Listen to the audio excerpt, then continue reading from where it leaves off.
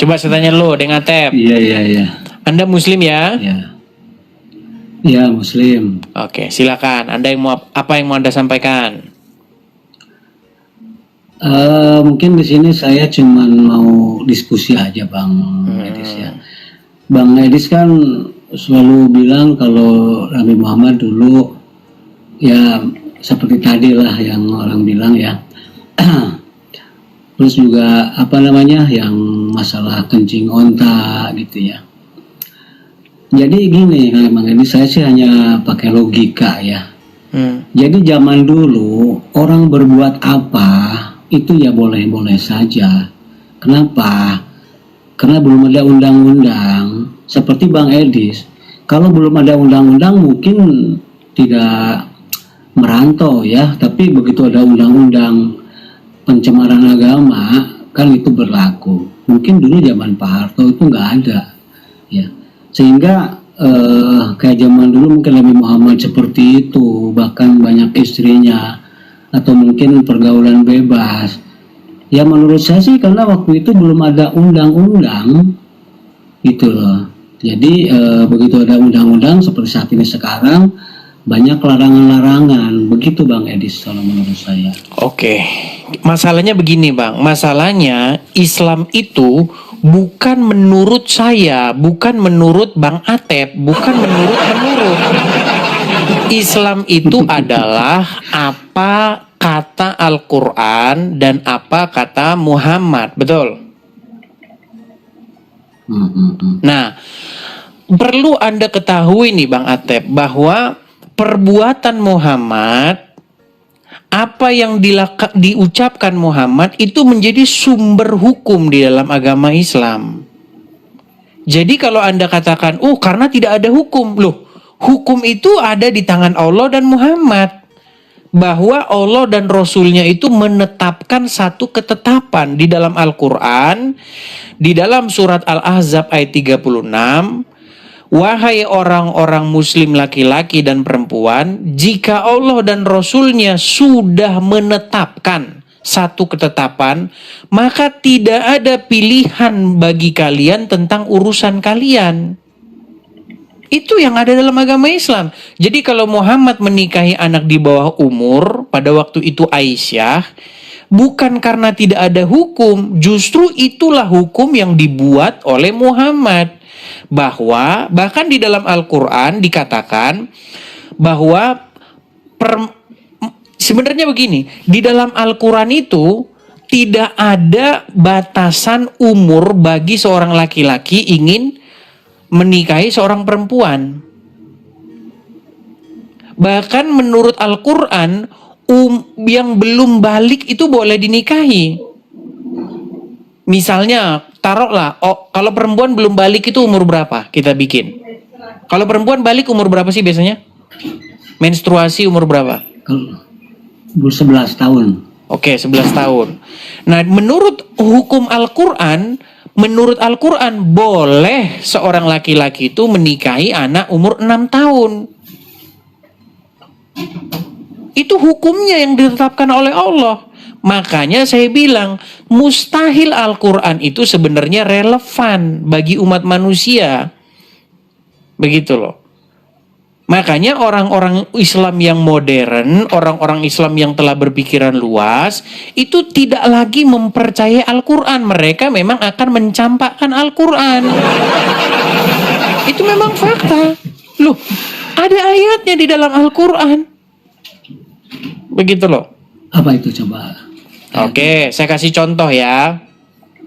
Di dalam Al-Quran, di dalam surat At-Talaq ya teman-teman ya. Surat apa ya teman-teman ya?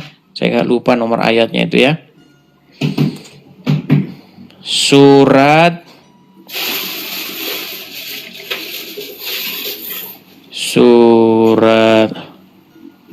bentar ya.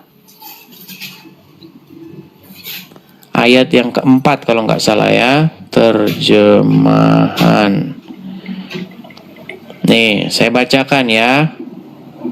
Saya balikkan kamera saya dulu sebentar. Sabar ya Bang ya. Surat At-Talaq ayat yang keempat nih. Saya balikkan kamera saya biar teman-teman ngelihat nih. Bahwasanya kita itu tidak ngarang-ngarang bebas ya. Ini ayat Al-Quran. Perhatikan. Kelihatan ya? Kelihatan? Surat At-Talaq ayat yang keempat. Apa dikatakan di sini nih? Dan perempuan-perempuan yang tidak haid lagi, maksudnya sudah menopause, di antara perempuan-perempuan, jika kamu ragu-ragu tentang masa idahnya, maka masa idah mereka adalah 3 bulan. Oke. Lalu, ya, dan begitu pula perempuan-perempuan yang tidak haid. Dan perempuan-perempuan yang hamil, waktu masa idah mereka itu ialah sampai mereka melahirkan kandungannya.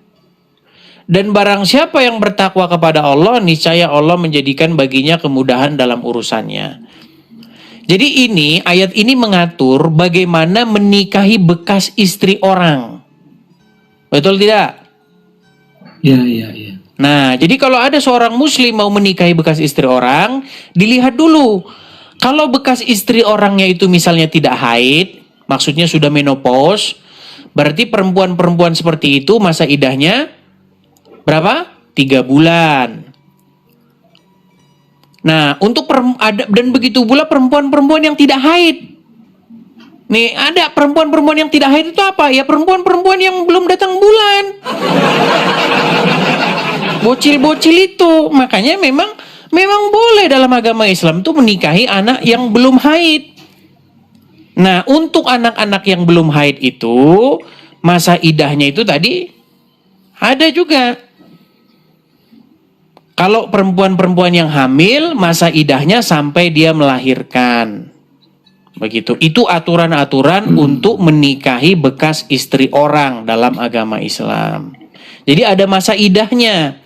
Masa idah itu mungkin banyak nih orang-orang Kristen yang nggak tahu. Gini, biar saya kasih tahu.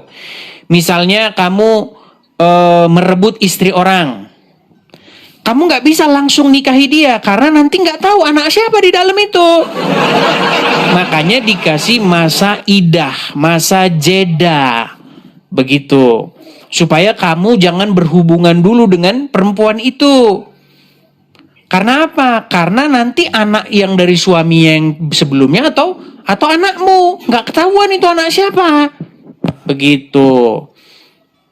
Nah, untuk perempuan-perempuan yang hamil, begitu, masa idahnya itu sampai dia melahirkan. Ternyata ada juga masa idah bagi perempuan-perempuan yang tidak haid. Ya, perempuan-perempuan yang tidak haid itu apa? Ya umur 6 tahun itu. Begitu.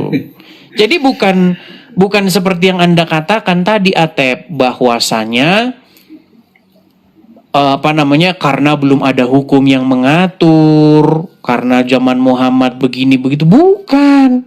Muhammad malah yang bikin hukum itu. Nah, ini tentu saja bertentangan dengan Undang-Undang Perlindungan Anak. Di mana di dalam Undang-Undang Perlindungan Anak tidak boleh seorang dewasa mengajak anak berhubungan badan, anak berumur 18 tahun, itu ancaman pidananya 15 tahun penjara. Baik secara paksa maupun sama-sama mau. Misal Anda nih dan Atep, Anda sudah dewasa di atas 18 tahun. Kemudian Anda lihat perempuan umur 17 tahun. Kalau Anda rayu untuk melakukan hubungan badan maupun Anda paksa, Anda diancam dengan hukuman pidana 15 tahun penjara. Makanya saya bilang undang-undang itu bertentangan dengan syariat Islam. Makanya banyak orang-orang Islam ingin memberontak dan ingin mendirikan negara syariat Islam. Gitu. Memang itu faktanya. Itu ya. Pak Edi. Ya, silakan. Kenapa sekarang Kalau Bang Elis kan sekarang udah lama tuh istilahnya mengkorek Islam ya. Ya. Kenapa nggak sekarang dibalik, justru yang ditonjolkan kebagusan Kristennya? Kan Gini, metode saya berbeda, Bang. Gini, saya itu berperjalanan saya berdiskusi atau memberitakan kebenaran Kristen kepada orang Islam itu, perjalanan saya itu panjang. Jadi metode saya bekerja itu adalah metode cabut dulu dia dari Islam, lepaskan dulu dia dari belenggu Islam, baru kemudian saya beritakan kebenaran. Metode saya seperti itu. Biasanya, tidak semua ya. Kalau dia masih percaya agama Islam, pikirannya itu belum terbuka begitu. Masih aja di pikiran dia, Bible dipalsu-palsukan. Telah dirubah-rubah oleh tangannya manusia. Itu kan Bible dipalsu-palsukan. Itu akan menjadi satu kendala begitu. Tetapi saya tidak mengatakan bahwa metode saya itu adalah metode yang paling benar, yang lain salah. Enggak juga. Biarkan orang dengan metodenya masing-masing. Mungkin apologet yang A, dia metodenya entah mau dia Islam mau dia apa, yang penting beritakan saja firman Tuhan kepada dia. Ya, metode dia nggak apa-apa, bagus. Siapa bilang itu jelek? Itu juga bagus. Tetapi metode saya tidak seperti itu karena pengalaman saya. Kalau dia masih percaya sama Muhammad, kita beritakan Injil, beritakan ini, nggak masuk ke telinga dia. Begitu. Saya teringat dengan firman Tuhan yang mengatakan, janganlah engkau memberikan mutiara kepada BABI. Gitu, karena kau nanti akan disuruduknya.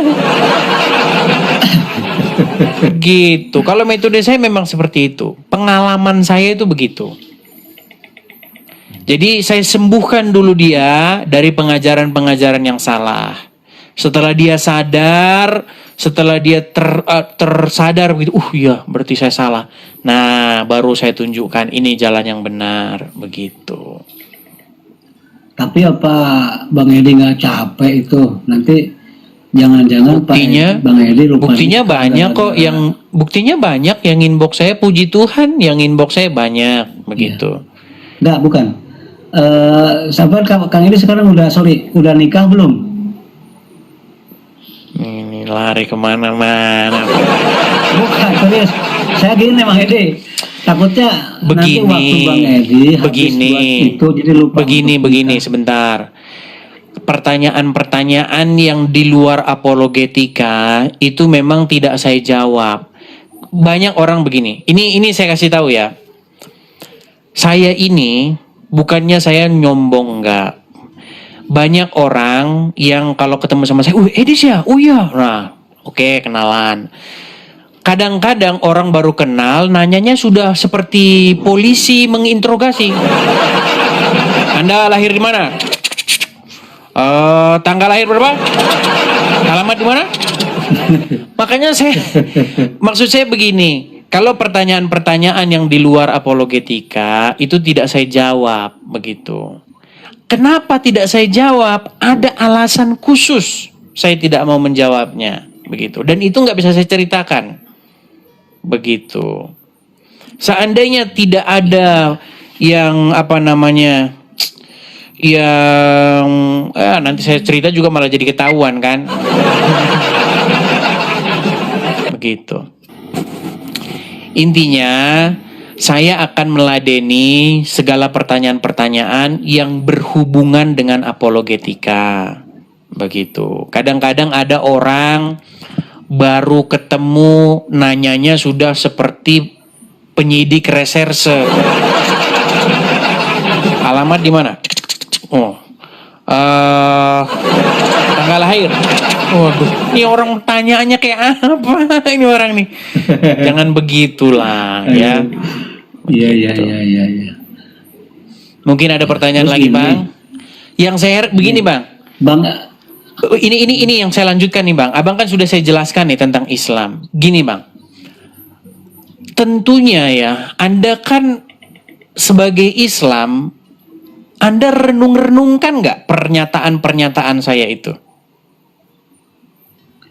Oh iya, saya renungkan. Cuman Oke. begini. Ketika Anda renung-renungkan itu, saya kan memberitahukan kepada Anda tentang jalan dan kebenaran dan hidup, tentang jalan yang lurus, yaitu yang diberitakan oleh Tuhan Yesus.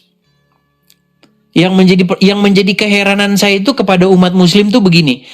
Kenapa kalian berkeras hati, masih ngeyel aja pengen ngikutin Muhammad, menuruti ajaran Muhammad? Kenapa kalian tidak mengikuti apa yang diajarkan oleh Tuhan Yesus? Karena ajaran Muhammad dengan ajaran Tuhan Yesus itu bertolak belakang. Satu ngajarin yang kayak tadi itu, yang satu ngajarin yang sebaliknya. Iya. Gitu Itu loh. saya juga bingung Bang Edi. Seharusnya kan kalau misalnya ajaran Islam itu meneruskan ajaran Isa lah katakanlah ya. Harusnya kan tidak bertolak belakang harusnya gitu loh. Harusnya, tetapi malah bertolak belakang kan. Muhammad mengajarkan di surga nanti ada bidadari-bidadari, payudaranya besar. Ya kan? Lalu berhubungan seksual tidak berhenti-berhenti. Ya kan? Dengan kenikmatan yang tiada tara. Kan itu kan surganya Muhammad. Sementara yang diajarkan oleh Tuhan Yesus sebaliknya.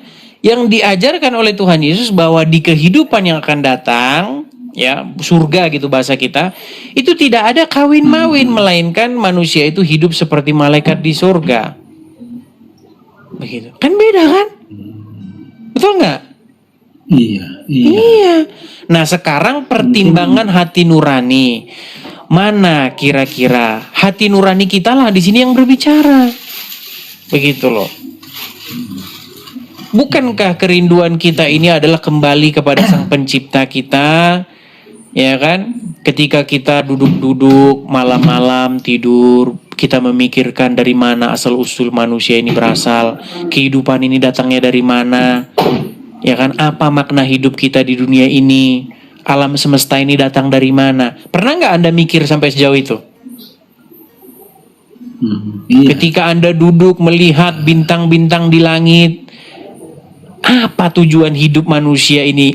Dari mana asal-usul segala sesuatu yang ada di bawah kolong langit ini? Pernah nggak kita berpikir sampai sejauh itu? Begitu. Iya. Iya kan?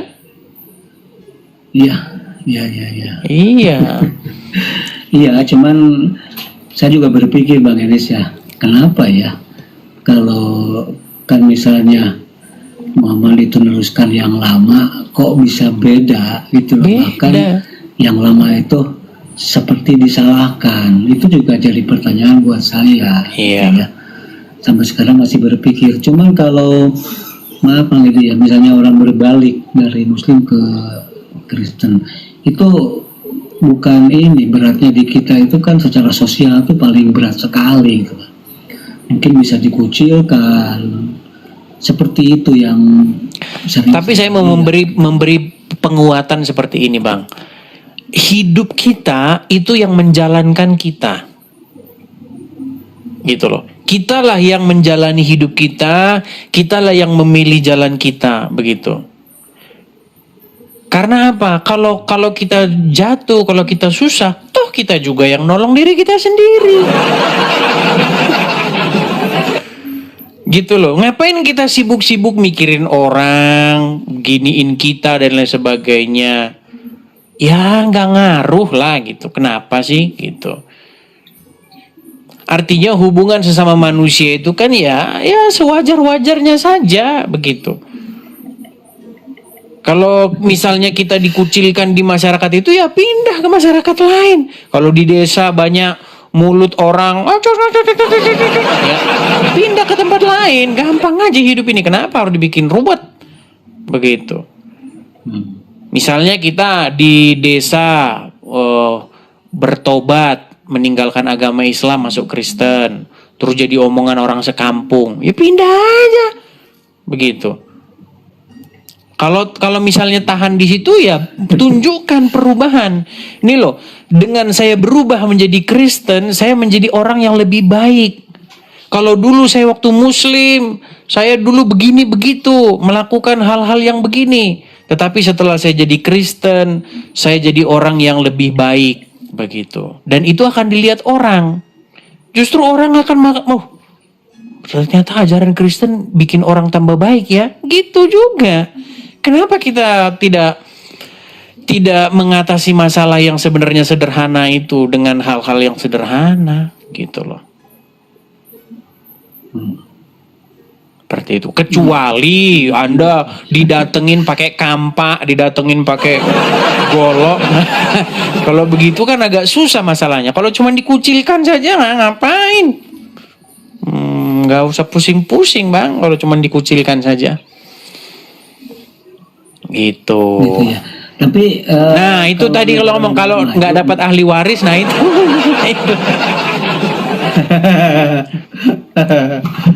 Gitu.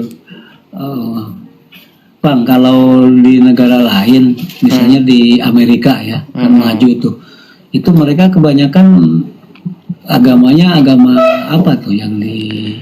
Saya di sini bang, kalau di sini, kalau di tempat saya ini jalan ke sana gereja, belok kiri gereja, belok kanan gereja semua di sini isinya. Kebanyakan gereja. Tapi ada yang isi enggak? Jangan-jangan bangunannya doang. Ya, kalau masalah itu ya karena saking banyaknya gereja ya mungkin isinya ya tidak sebanyak gereja yang jarang-jarang bang, begitu. Tetapi memang majority itu Kristen, seperti itu. Tetapi banyak juga orang-orang yang dia itu sudah tidak percaya lagi dengan yang namanya sebuah wadah-wadah organisasi keagamaan. Karena memang kita juga harus jujur mengakui banyak begitu gereja-gereja yang ya cuman ujung-ujungnya ya ada sesuatu begitu. Tapi kan nggak semua. Banyak orang kecewa begitu dengan gereja seperti itu. Karena gerejanya hanya ya fokus begini dan begitu saja. Akhirnya dia hanya ya dia bertuhan sajalah, tapi dia nggak pergi ke gereja begitu. Ada banyak seperti itu. Tapi itu bukan menjadi sebuah bukti bahwa gereja itu nggak benar, enggak. Gereja itu tetap benar. Yang bikin gereja nggak benar itu biasanya gembalanya begitu, pendetanya. Tapi tidak semua, itu sebagian kecil saja seperti itu.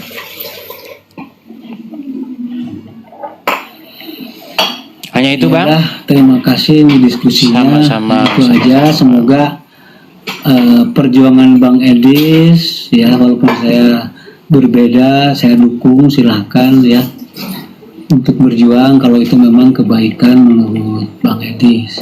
Ya. Namun saat ini yang saya harapkan bisa berbeda. Oke, nggak apa-apa bang. Itu mungkin seiring berjalannya waktu. Tapi yang mau saya bilang begini bang, kita ini ya, yang hidup di tahun 2025 ini, kita semua tidak melihat dengan mata kepala kita apa yang terjadi 1.500 tahun yang lalu. Kita tidak melihat 2.500 tahun yang lalu. Jangankan 2.500 tahun yang lalu bang, zaman Soekarno saja kita nggak lihat. Kita hanya mendengar informasi dari catatan dari para pelaku peristiwa sejarah. Abang pernah nggak ketemu dengan Bung Karno? Belum. Nggak pernah kan? Walaupun kita tidak ketemu, tetapi kita menggali informasi tentang Bung Karno dari catatan para pelaku sejarah. Betul? Nah, begitu juga begini. Muhammad kita nggak ketemu. Lalu bagaimana kita tahu tentang Muhammad? Dari catatan para pelaku peristiwa sejarah itu. Nah, menurut mereka Muhammad itu meninggal dan ada di kuburan. Artinya apa? Artinya Muhammad itu tidak tahu jalan menuju hidup yang kekal. Dia nggak ngerti jalan ke sana. Buktinya dia masih ada di kuburan. Nah, sementara kita pun tidak ketemu dengan Yesus.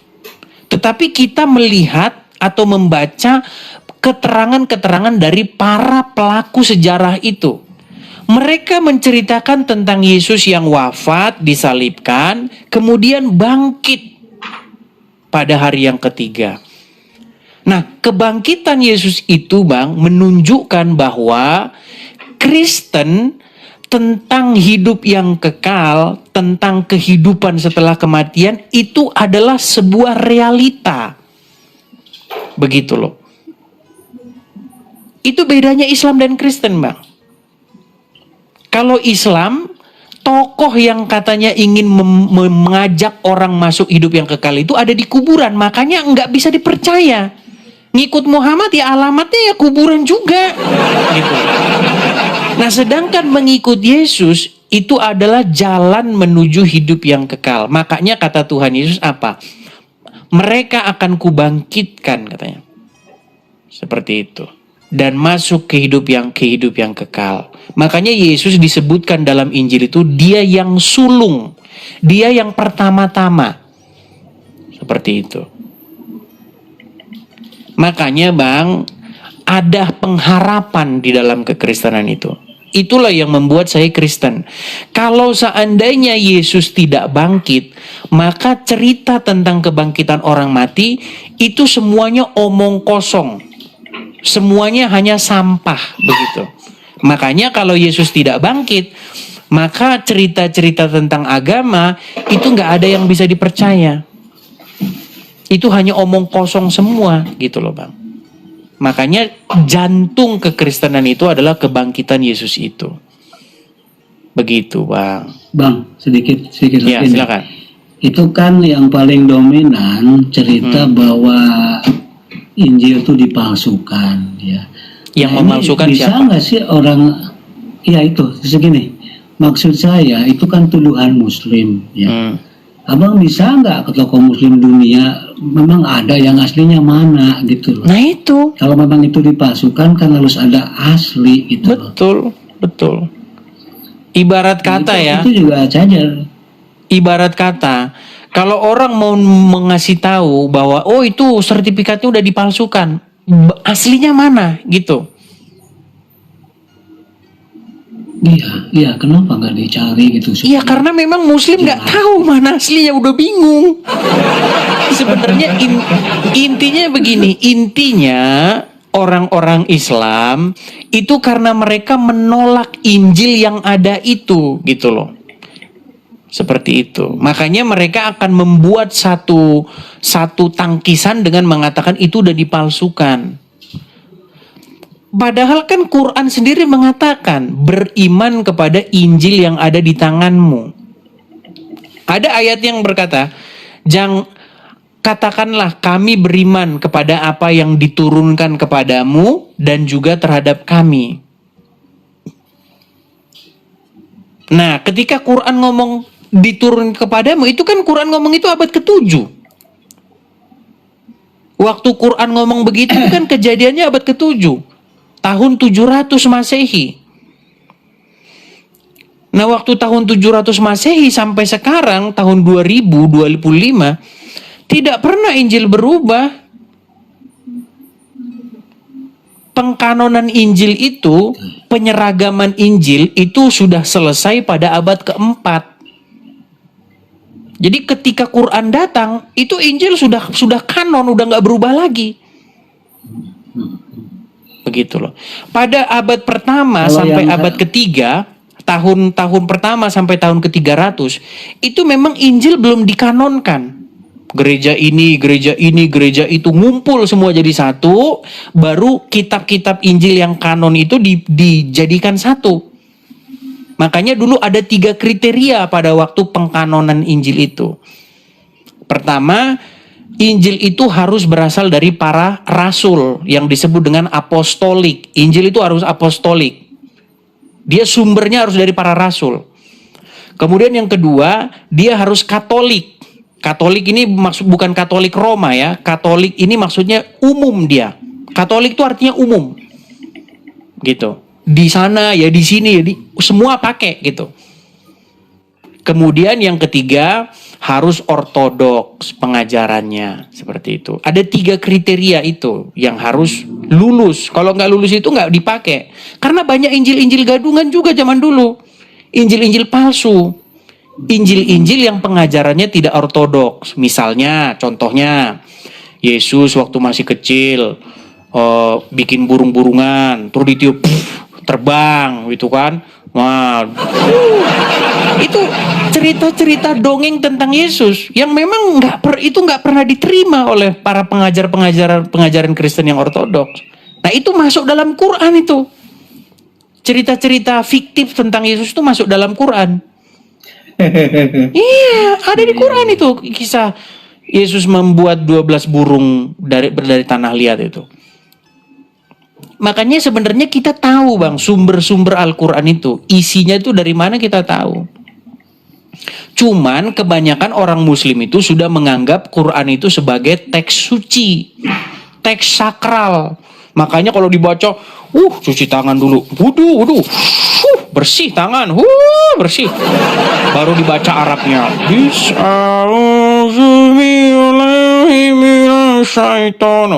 Kalau baca udah langsung seperti baca mantra, seperti udah nggak mikir lagi. Ini dari mana asalnya? Kok bisa begini? Nggak, udah hilang nilai-nilai akademisnya itu hilang semua.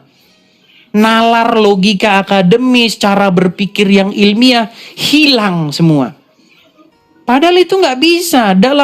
Kalau kita mengkaji sebuah informasi, kita harus gunakan itu nilai-nilai yang ilmiah, akademis, saintifik, begitu. Iya. Saya juga gini Bang, kan nanyain ke Ustadz ya. Saya bilang kan selalu bahwa Injil sekarang itu palsu ya. Saya bilang kalau palsu yang mana, yang asli saya ingin tahu juga gitu ya. Walaupun saya Islam.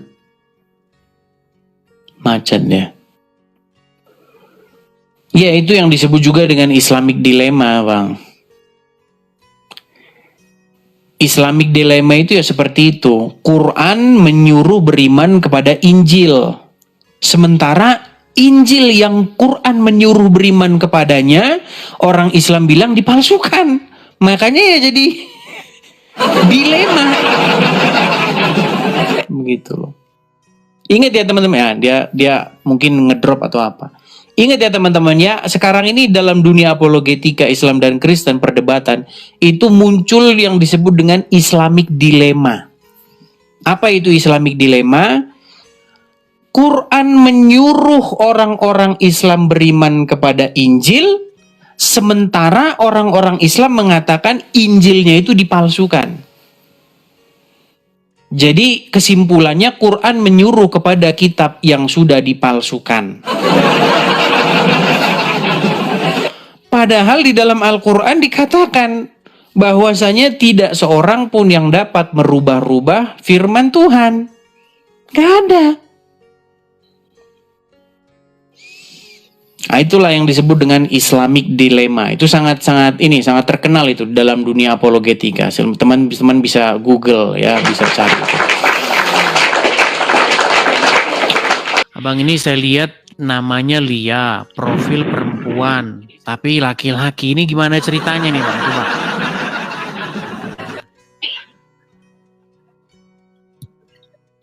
Ini akun istri saya Bang. Oh, akun istri. Anda ini Islam atau Kristen? Saya lagi mencari kebenaran dan saya sekarang kayak agnostik gitu. Bukan, di KTP Anda ini apa? Bang, jangan bernapas Bang. Gini, mikrofon Islam. Coba agak jauhkan Bang. Karena kami dengernya tuh begini Bang. Nah, coba pakai jarak. Nah, oke, coba Bang, saya mau tanya dulu. Di KTP Anda ini tertulis agama apa, Bang? Oke, di KTP saya beragama Islam, Bang. Di KTP tertulis Islam. Oke, Bang, di sini tuh gini, Bang. Di sini tuh kami itu sudah pengalaman, Bang. Jadi banyak orang modus ya dia Islam tapi nggak pernah belajar agama Islam, tidak tahu apa-apa Betul, tentang betul. Islam, terus ngaku-ngaku pura-pura masuk Kristen biar dapat gift. Banyak yang kayak begitu, Bang. Banyak. Nah, makanya kami mau benar-benar yang jelas-jelas nih. Saya mau tanya dulu Anda ini. Anda ini di KTP tertulis Islam. Anda sholat ngaji nggak? Enggak. Tidak sholat, tidak ngaji? Enggak. Berarti Anda tidak bisa baca Al-Quran, tidak pernah sholat seumur hidup? Kalau misalkannya sholat sih, pasti Coba pernah. agak dekat, Bang. Bang, maksudnya kalau bicara itu tadi kedekatan, sekarang kejauhan.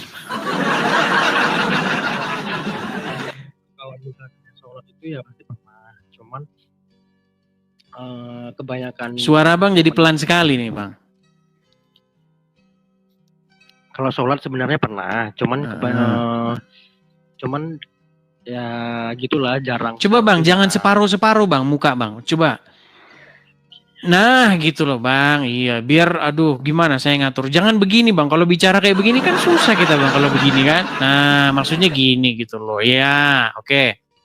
Anda sholat tapi jarang-jarang sholat. Ya, betul. Coba, gimana niat sholat? Coba. Soli fardu maghribi salah sarokaatin ada alillahi ta'ala. Oke, bacaan ayat Qur'annya coba. Nggak tahu. Al-Fatihah. Al-Fatihah. Ini serius sampai habis. Iya, baca aja sebagian. Biar orang-orang tahu apakah Anda ini musliman atau mau apa begitu coba. Bismillahirrahmanirrahim. Alhamdulillahirrahmanirrahim. Ar-Rahmanirrahim. Maliki yaumiddin. Iyyaka na'budu wa iyyaka nasta'in. Ihdinas siratal mustaqim. Ihdinas siratal mustaqim. Siratal ladzina an'amta 'alaihim ghairil maghdubi 'alaihim waladdallin. Amin. Oke, ini sah nih. Muslim. Di KTP Muslim ya. Oke. Apa yang mau Anda utarakan, Bang? Silakan, Bang. Ya. Sebenarnya Bang, saya ini ragu dalam Islam, bukan berarti yang saya katakan tadi saya sekarang dari 2019 saya itu agnostik. Berarti saya tidak mempercayai agama gitu. Oke. Anda secara administratif Islam, tetapi Anda sekarang ini sudah tidak percaya lagi dengan Islam. Ya. Apa yang membuat Anda tidak percaya dengan Islam, Bang? Bukan tidak percaya, ragu gitu. Oke, apa yang membuat Anda ragu-ragu terhadap agama Islam itu apa? Oke, yang pertama tentang Al-Quran. Terus mau diucapin semua atau satu persatu nih? Iya, nggak apa-apa Bang, silakan. Apa yang membuat Anda ragu-ragu? Yang kedua tentang surga versi Islam sama versi Kristen. Terus yang ketiga satu-satu dulu. Nabi diracun. Sebentar, satu-satu dulu. Surga versi Islam. Yang membuat Anda akhirnya tidak ragu-ragu dengan Islam, emang kenapa dengan surga dalam Islam, Bang? Dalam surga dalam Islam itu tentang gini ya Bang, surga versi Islam itu menurut saya itu Bang, kayak, coba ini saya minta ya Bang ya. Maksudnya kalau Abang bicara, mic itu jangan terlalu dekat dan juga jangan terlalu jauh. Gini. Agak dekat lagi dikit. Agak dekat lagi dikit Bang. Segitu coba, ayo. Oke. Jadi gambaran Islam itu yang saya ketahui tentang 72 bidadari gitu kan. Dalam hati saya, masa iya di surga nanti bakal ada seperti itu gitu. Beda dengan versi Kristen. Kalau versi Kristen kan hidup kekal dan abadi bersama Bapa di surga gitu. Itu contoh pertama. Oke, itu yang itu kedua, sedikit itu membuat Anda ingin meninggalkan surga yang di versi Islam dan lebih memilih surga yang versi Kristen begitu ya? Ya oke, kalau misalkan itu oke lah, menang lah. Terus yang kedua apa lagi Bang? Yang kedua mungkin tentang meninggalnya Nabi itu diracun Bang. Meninggalnya Muhammad diracun, betul, betul. Itulah dalam literasi Islam sendiri mengatakan demikian. Terus kalau misalkan ya belah bulan mungkin nggak mungkin lah ya bulan terbelah gitu. Jadi menurut saya itu Bang,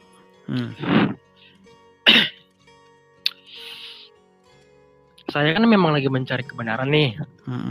Apalagi kan agama Islam ini agama dari leluhur saya gitu kan. Jadi saya benar-benar masih membandingkan ini yang benar sebenarnya yang mana sih gitu. Oke. Tapi ada niatan di hati Anda sudah meragukan Islam dan pengen menjadi seorang Kristen? Kalau menjadi seorang Kristen sih belum. Jadi saya gini Bang. Pengen, ada keinginan menjadi orang Kristen begitu? Kalau untuk saat ini sih enggak sih Bang. Untuk saat ini enggak. Terus untuk saat ini bagaimana keadaan Anda ini?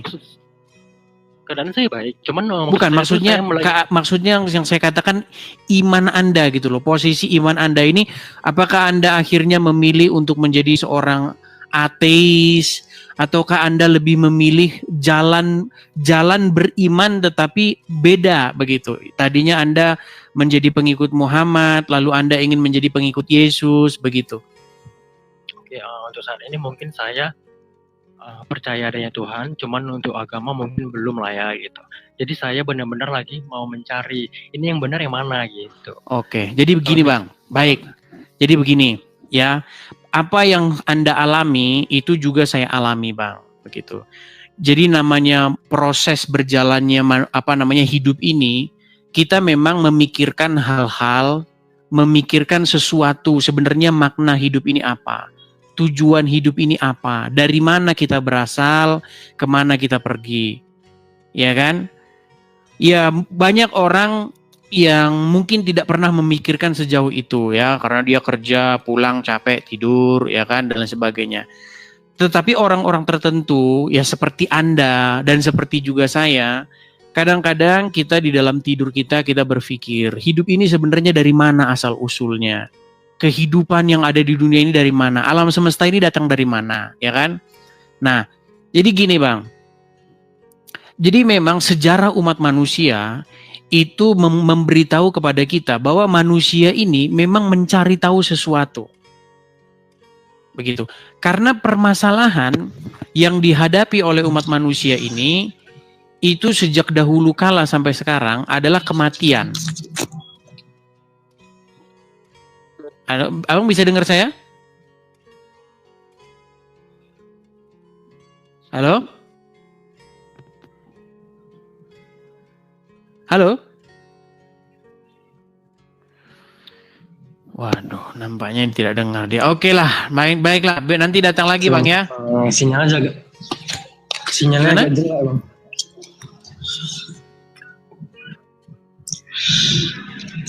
Nanti repot Bang, kalau sinyalnya gak jelek saya juga ngomong juga nanti Anda nggak dengar. Halo? Oke, baiklah saya turunkan dulu ya karena dia tidak dengar. Jadi mungkin dengerin dari bawah ya Bang ya. Maaf ya, karena juga kita ngomong pun dia nggak dengar gitu. Jadi maksud saya begini teman-teman ya. Kalau kita belajar sejarah umat manusia ya, kalau Anda main ke setiap suku, etnis, bangsa, mereka punya kepercayaannya masing-masing. Ya, kalau kita menggali peninggalan masa lalu, kita akan melihat jejak-jejak bagaimana manusia itu mencari Tuhan. Begitu. Jadi dari ribuan macam agama di muka bumi ini, semuanya itu hanya dibedakan menjadi dua macam, begitu. Jadi Tuhan yang dipikirkan oleh manusia, Tuhan yang digambar, dikonsep oleh manusia. Mereka duduk di bawah pohon kelapa, kemudian mikir tentang Tuhan. Oh, Tuhan harus begini, Tuhan harus begini. Tuhan itu nggak boleh beranak. Kalau beranak berarti nah, Tuhan juga nggak boleh begini, nggak apa. Itu begitu teman-teman. Tetapi bedanya teman-teman dengan konsep bukan konsep sebenarnya, dengan Tuhan yang diberitakan dalam Bible, itu adalah Tuhan yang datang menyelamatkan umat manusia. Itu bedanya. Nah, sementara Tuhan-Tuhan di dalam kepercayaan lain itu adalah Tuhan-Tuhan yang dimana manusia itu memikirkannya, lalu menggambarkannya, mengkonsepnya seperti itu. Nah, Tuhan di dalam Bible bukanlah yang demikian, tetapi Tuhan yang di dalam Bible adalah Dia yang menyatakan dirinya seperti itu. Tuhan yang memperkenalkan dirinya. Itu bedanya, teman-teman. Seperti itu ya. Jadi, teman-teman sekalian, bagaimana kita bisa mempercayai tentang kehidupan setelah kematian, bagaimana kita bisa mempercayai tentang adanya surga dan neraka, bagaimana kita bisa mempercayainya bahwa alam semesta ini diciptakan dan segala macam. Sebab Tuhan sendiri yang menyatakannya, begitu. Seperti itu. Makanya saya sering bilang, kalau kebangkitan Yesus itu tidak ada, maka cerita-cerita tentang kehidupan setelah kematian, kehidupan yang berikutnya itu menjadi omong kosong karena nggak pernah ada, gitu. Nah, kebangkitan Yesus itulah yang membuat satu harapan bagi kita bahwa kita percaya tentang hidup yang kekal, seperti itu. Bahwa kebangkitan orang mati itu memang betul-betul ada, seperti itu. Sedangkan dalam agama lain tidak ada kebangkitan. Begitu, dalam agama Islam nggak ada kebangkitan. Muhammad sampai sekarang masih di kuburan. Jadi cerita-cerita yang dikatakan oleh Muhammad, yang dikatakan oleh begini, itu tidak tervalidasi. Gitu. Makasih. Karena apa? Karena yang menceritakannya masih ada di kuburan. Apa yang mau kita percaya? Itu ya. Oke, teman-teman, ini sudah 2:30 sore. Gimana teman-teman? Masih lanjut lagi? Nampak-nampaknya saya harus rehat dulu teman-teman ya. Ya teman-teman ya, kita rehat dulu lah. Teman-teman, sekali lagi ya teman-teman ya, mohon maaf saya beberapa hari ini saya siarannya agak terseok-seok. Karena saya ini harus mengurus tanda tangan, berkas, lain sebagainya. Hari Senin besok masih lanjut lagi ke ke notaris, terus kemudian ke bank lagi dan lain sebagainya, teman-teman. Nah, teman-teman, sekedar informasi, program pendirian rumah apologet kita itu sudah hampir berakhir, teman-teman.